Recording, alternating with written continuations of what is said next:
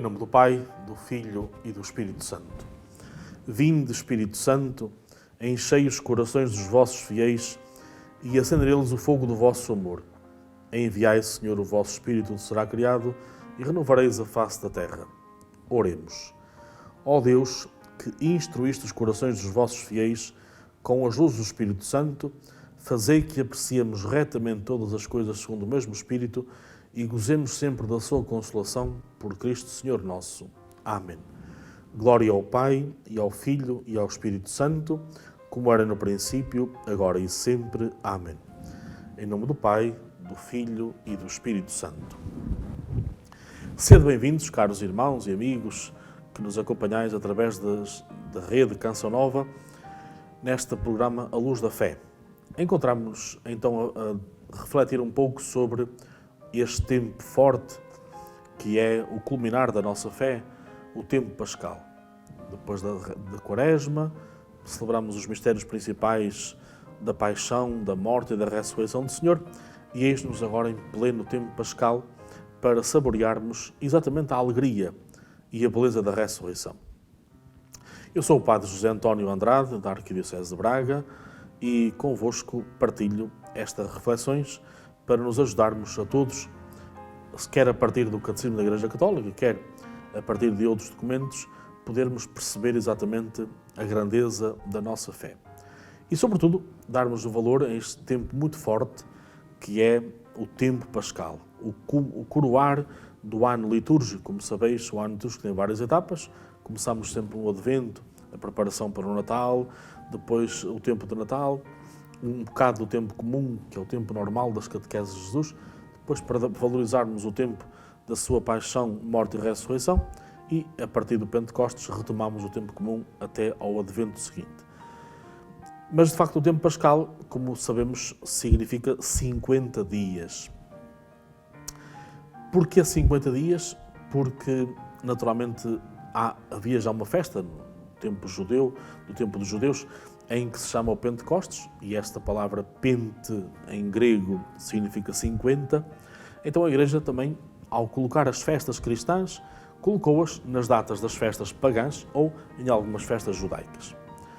E organizou-se desta forma a liturgia para que possamos saborear aos poucos esta mesma alegria da ressurreição de Jesus, mas também o começo da própria vida da Igreja. A Igreja, como sabemos, começa no dia de Pentecostes, quando Jesus derrama o Espírito Santo sobre os apóstolos que estão reunidos, dá-lhes também o poder de perdoarem os pecados, como já vimos num dos programas anteriores, e depois vai naturalmente fazer com que a assistência que Ele mesmo vai dar e está sempre presente, ainda está connosco, como diz o fim do Evangelho de São Mateus, eu estarei convosco até ao fim dos tempos. Então Jesus vai acompanhar com atos concretos a ação dos apóstolos, inspirando-os nas suas pregações e também manifestando-se, através de dons, o poder que os apóstolos manifestavam de que o que faziam em nome de Jesus eram sempre maravilhas. E por isso, um dos textos que nos acompanha mais fortemente no tempo pascal e que é a leitura quase contínua é exatamente o livro dos Atos dos Apóstolos. Como o próprio nome indica, um livro que nos não apenas relata, porque a Bíblia não é um livro de relatos, mas é uma catequese, mas feita sempre a partir dos acontecimentos daquilo que foi a ação dos apóstolos nos primeiros tempos, após a ressurreição de Jesus e após a recepção do Espírito Santo. De tal forma que nós, até ao terceiro domingo da Páscoa, quer aos domingos, quer à semana, vamos saboreando as diversas aparições de Jesus ressuscitado. E reparem, era importante que Jesus se tornasse presente, visível, que não houvesse dúvidas de que, de facto, ele estava vivo, não é? Na dimensão gloriosa. Portanto, não era apenas um corpo de carne e osso, como nós somos, mas era o corpo glorioso, mas que, não estando fisicamente connosco, está agora, espiritualmente, não é? Mas era preciso que os apóstolos tivessem presente bem esta realidade. Por isso é que ele vai aparecendo. Aparece a um, aparece a outro, aparece às multidões, sobretudo reforçando que ele está ali, que está connosco. Não é? E continua a estar, e depois através dos sacramentos, como sabemos. Então, nós não só podemos paulatinamente ir vendo, digamos, essas aparições e como os apóstolos reagem a elas e a alegria que sentem que brota deles, para percebermos que hoje também é a nossa alegria, mas sobretudo vermos como é que os apóstolos começaram a evangelizar. E porquê que isto é importante? Porque ser igreja não é apenas ter um conjunto de direitos. Não é? Nós todos somos igreja a partir do batismo, a partir do momento em que fomos incorporados em Cristo. Mas naturalmente que esse é um direito que temos, que nos assiste, porque Deus nos deu a vida e também nos quer para si como seus filhos muito amados, e o batismo confere-nos essa graça de nos tornarmos filhos amados de Deus Pai, mas também temos deveres. E o grande dever que temos é evangelizar. E evangelizar, uma palavra muito bonita, que naturalmente se usa muitas vezes, mas que deve ser muito concreta. Isto é, em qualquer circunstância da nossa vida, precisamos de dar a conhecer Jesus Cristo. Porquê? Porque foi essa a vontade de Jesus, deixando a força do Espírito aos apóstolos e hoje à sua igreja, que somos nós, levasse a todos os cantos do mundo, a todo onde há pessoas, esta mensagem do Evangelho.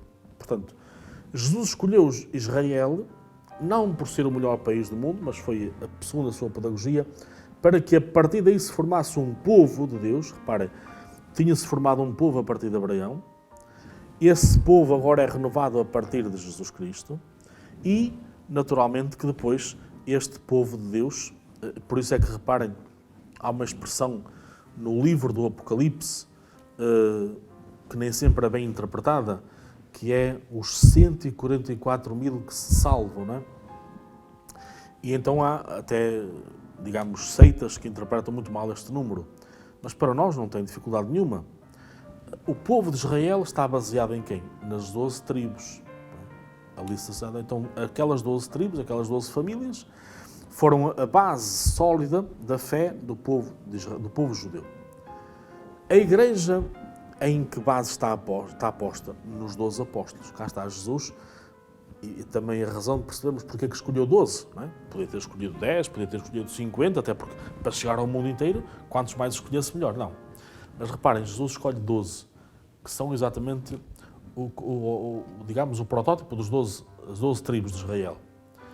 Estes 12 apóstolos são as colunas, são a base, o alicerce da igreja, e todos nós que ao longo dos séculos acreditamos em Jesus Cristo, temos a nossa fé baseada nos apóstolos. Então, o Antigo Testamento é composto por muita gente, não é? Cuja fé está baseada nas 12 tribos. O Novo Testamento e o tempo da igreja é composto na fé dos apóstolos. Então, 12 vezes 12 em boa matemática dá 144, vezes 1000, porque significa o infinito. Toda a gente que acredita em Deus, quer no Antigo Testamento, baseada na fé das 12 tribos, quer na igreja baseada na fé dos 12 apóstolos, então somos a igreja, digamos, de Jesus Cristo, a igreja viva, e esta igreja que tem naturalmente uma missão concreta, levar Jesus a todas as partes do mundo. E por isso, podemos dizer que todos os continentes já conhecem a pregação de Jesus, mas dentro de alguns continentes ainda há regiões que nunca ouviram falar de Jesus, envolvidos estes 2000 e tal anos. O que significa que temos uma tarefa grande entre mãos nos dias de hoje. Mas não só nessas regiões onde ainda não chegou nenhuma vez a pregação do Evangelho, nós temos a nossa própria terra, onde temos pessoas que vão nascendo, que vão crescendo e que precisam de conhecer Jesus Cristo. Então, anunciar Jesus faz-se pelo testemunho. E por isso é importante para nós uma leitura atenta do livro dos Atos dos Apóstolos, porque vemos o quê? o grande testemunho dos apóstolos. Reparem, as suas pregações não eram teóricas, eram muito concretas. Era a sua própria convicção. Acompanhadas de milagres, porque Jesus queria mostrar ao povo de Deus, não é, que estava com os apóstolos. Eles não estavam sozinhos, não estavam isolados. Eles estavam em nome de Jesus.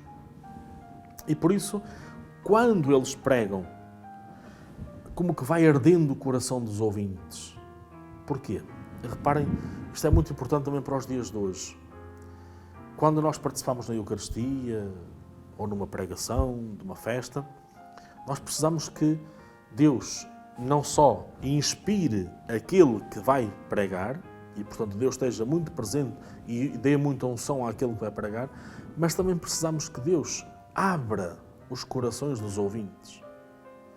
Porque se reparardes, no próprio livro dos Atos dos Apóstolos, na pregação de São Pedro, em pleno dia de Pentecostes, Pedro é muito claro. Diz com clareza, vós matastes Jesus, mas ele está vivo. Não há dúvidas quanto a isto. E reparem, o povo começa a chorar e pergunta, o que temos que fazer? Portanto, aquele povo não está ali apenas a ouvir um homem a falar palavras bonitas. Aquele povo sente-se interpelado, sente-se mexido com aquelas palavras e querem perceber o que é que temos que fazer para mudar, o que é que nós precisamos de corrigir. Então a palavra de Deus atuou. Atuou na pregação de Pedro, mas também no coração dos ouvintes. Deus vai sempre à frente e prepara. Então, também reparem o cuidado que temos de ter hoje. Quando fazemos uma catequese, quando estamos numa pregação, quando precisamos que Deus vá preparando o nosso coração para saber acolher, para que aquela palavra possa ser um incentivo, no caso de estarmos no bom caminho, uma correção fraterna, um alerta. Então, reparem, a palavra de Deus é que vai mudando e modelando os nossos corações. Então, reparem, os apóstolos tinham este cuidado. Sabiam invocar sempre a força do Espírito para que aquelas pessoas se pudessem deixar moldar pela palavra. Por outro lado, os apóstolos dão-nos também o exemplo da oração. E os testemunhos tão belos que nós encontramos nos Atos dos Apóstolos de ver dias difíceis, porque reparem, os apóstolos nunca deixaram de ser perseguidos. Eles sabiam que o que tinha acontecido com Jesus ia acontecer com eles.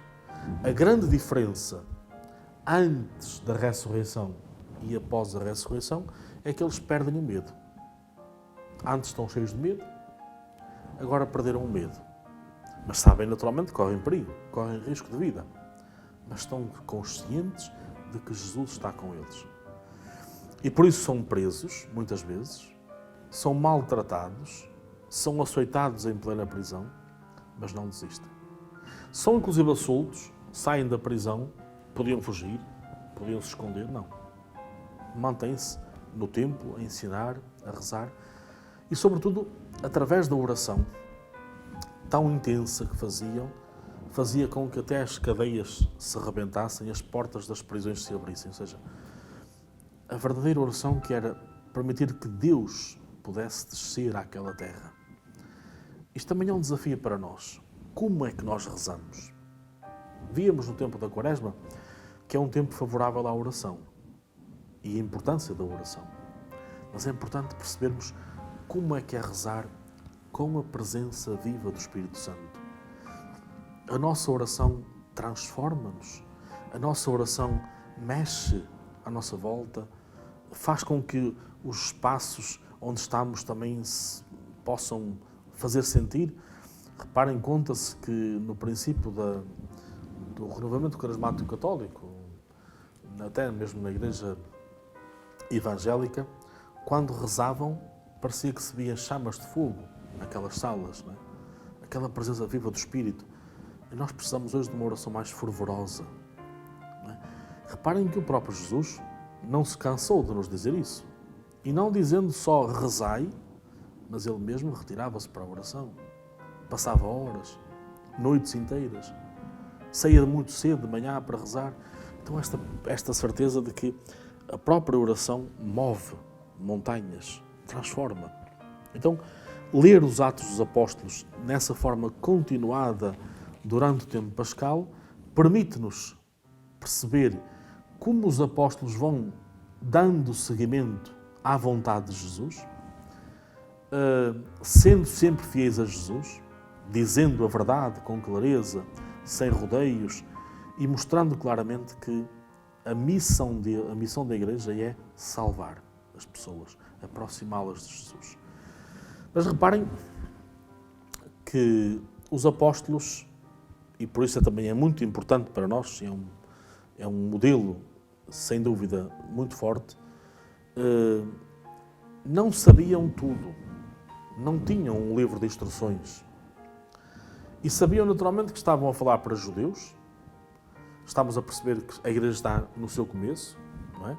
E quando falamos de Igreja, importa sublinhar que estamos a falar de pessoas, não estamos a falar de estruturas, até porque as igrejas, como nós as conhecemos hoje, só começam a ser construídas a partir do século IV, e não se chamam igrejas, mas a casa da Igreja. Então a Igreja primitiva são as pessoas que se reuniam às escondidas nas casas particulares. A Igreja começa por ser uma igreja doméstica. Mas isto naturalmente o que é que permitia? Que os judeus pudessem escutar a pregação dos apóstolos, mas também havia pagãos. Havia gente que não tinha fé, não tinha nenhum credo, não é? Religioso. Então levantavam-se dúvidas depois, porque quem vinha do judaísmo, ou ao entrar para o judaísmo, tinha feito a circuncisão, mas quem não vinha do judaísmo teria que passar pelo judaísmo, teria que fazer a circuncisão. Portanto, estas dúvidas são muito concretas, não é? Então os apóstolos o que é que fazem? Reúnem-se juntos em concílio. Não é? Ainda hoje a palavra concílio é a reunião de todos os bispos com o Papa. O último concílio que aconteceu na Igreja chama-se Vaticano II, na década de 60, onde o Papa João XXIII convocou a Igreja toda, todos os bispos que já eram bispos, aqueles que iam sendo eleitos bispos, mesmo antes de serem ordenados, iam para Roma para participar nessa reunião magna, onde depois a Igreja deixa as suas orientações. Então, começámos a ter o Concílio de Jerusalém, onde reparem como os apóstolos dizem o Espírito Santo e nós decidimos. A escolha dos diáconos, por exemplo, não é? Estevão e afins. O Evangelho que deve chegar também a todos sem as práticas rituais judaicas.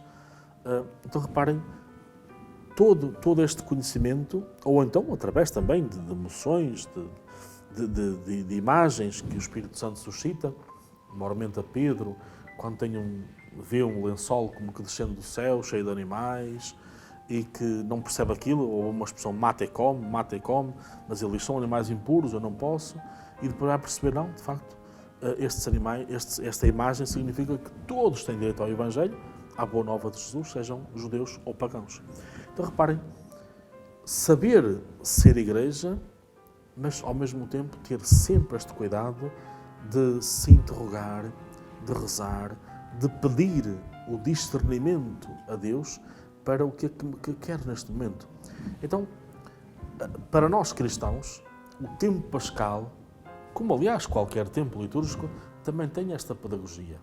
Ajudar-me a perceber como é que hoje, século XXI, eu posso evangelizar segundo a vontade do mesmo Jesus. Sabendo a quem tenho que chegar, não é? E são muitas as pessoas que também hoje não conhecem Jesus, até porventura da nossa família, dentro da nossa própria comunidade. E quando digo conhecer Jesus, e nunca esqueçamos que o verbo conhecer significa intimidade, porque uma coisa é saber que Jesus nasceu há 2000 anos, na cidade de Belém, que depois teve que fugir para o Egito. Podemos saber muitas coisas sobre Jesus, mas saber quem é Jesus na minha vida, não é? Esse é um desafio permanente. E levar com que a pessoa possa aproximar-se de Jesus pelo testemunho daqueles que o anunciam, e muitas vezes o anúncio não é feito por palavras, mas é feito por vidas concretas, de tal forma que nós podemos e temos a obrigação de dar esse belo testemunho, dizendo ao mundo quem é Jesus para mim, quem é Jesus para a minha família, por exemplo. Reparem como os testemunhos que nós encontramos nos Atos dos Apóstolos são tão belos porque nos mostram exatamente como a transformação que se dava naquelas famílias. Aquela mulher chamada Lídia, que recebe o Evangelho a partir de Paulo, não é? E ela e os da sua terra, da sua casa, são batizados. Aquele funcionário da rainha de Candal que vem a Jerusalém e que depois é batizado, dizendo que está ali água, que falta para ele ser batizado, não é? Torna-se batizado, leva o Evangelho também para a sua terra. Ou seja, tanta gente que se deixa moldar pela verdade de Jesus Cristo e que depois gasta a sua vida. Aqueles que estavam coxos e são curados, os cegos. Reparem, não só no tempo de Jesus, no tempo histórico de Jesus, mas continua a estar no tempo real da sua igreja, que é o tempo que nós estamos a viver. Portanto, nós vivemos o tempo do Espírito Santo. Desde o Pentecostes até à segunda vinda de Jesus Cristo, chamamos a este o tempo do Espírito Santo. E o mesmo Espírito Santo que agiu há 2000 anos de forma concreta nos apóstolos, é o mesmo que está a agir na igreja de hoje. Mas podemos perguntar-nos, e é legítimo, parece que não se vê tanto hoje, não é? Sim, não porque o Espírito Santo não esteja presente, ele está. E está desde quando? Desde o batismo de cada um de nós. Não é? A partir do batismo, nós somos templos vivos do Espírito Santo. Então, essa força que animou os apóstolos é a mesma que hoje está a animar cada um de nós. Mas onde é que está então a diferença? É em nós, que nem sempre lhe damos o espaço, nem sempre nos abrimos à sua moção, nem sempre tomamos consciência de que sozinhos não podemos fazer nada, mas com Ele nós podemos fazer maravilhas.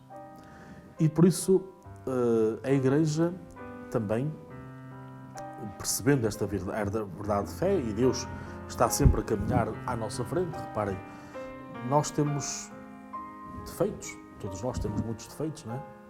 E um dos defeitos que é próprio do ser humano é sermos trapalhões, deixarmos dizer assim, ou então apressados à última da hora, porque fazemos as coisas em cima do joelho, e até nós os portugueses temos um defeito que é, deixem-me dizer entre aspas, desenrascarmos, não é? Mas até somos capazes de fazer isso muito bem. Mas na verdade não é a solução. A solução é preparar tudo bem, com antecedência. E há uma forma de sermos fiéis a Jesus, que é preparar tudo como se dependesse de mim, mas sabendo que depende de Deus. Então, quando isto acontece, nós não estamos a fazer mal o nosso trabalho. Mas quando somos trapalhões, sim. Mas Deus prepara sempre tudo com muita antecedência.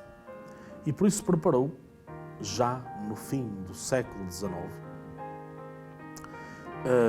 a certeza de que o Espírito Santo continua a atuar hoje na Igreja. E é preciso ser conhecido. E é preciso dar-lhe o espaço que ele merece.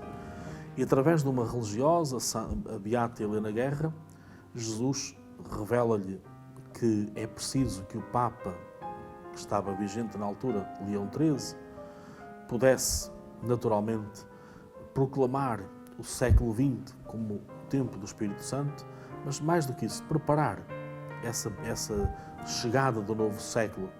Então, Jesus próprio pede a esta religiosa que peça ao Papa para fazer uma novena ao Espírito Santo, para consagrar o século XX ao Espírito Santo e para celebrar a Eucaristia do dia 1 de janeiro de 1900 ao Espírito Santo.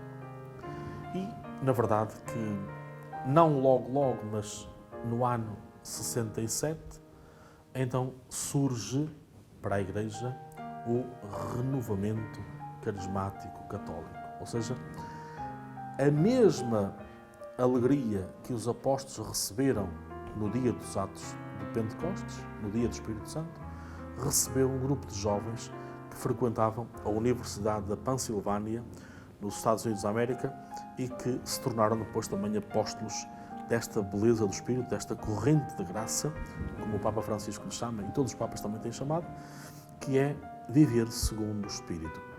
E que não devemos chamar-lhe um movimento na Igreja, mas toda a Igreja tem que ser carismática, porque ela é desde a sua origem. Os carismas não são de agora, não foram uma invenção de agora. eles vêm desde o princípio. O mesmo Espírito que suscitou carismas nos apóstolos suscita hoje.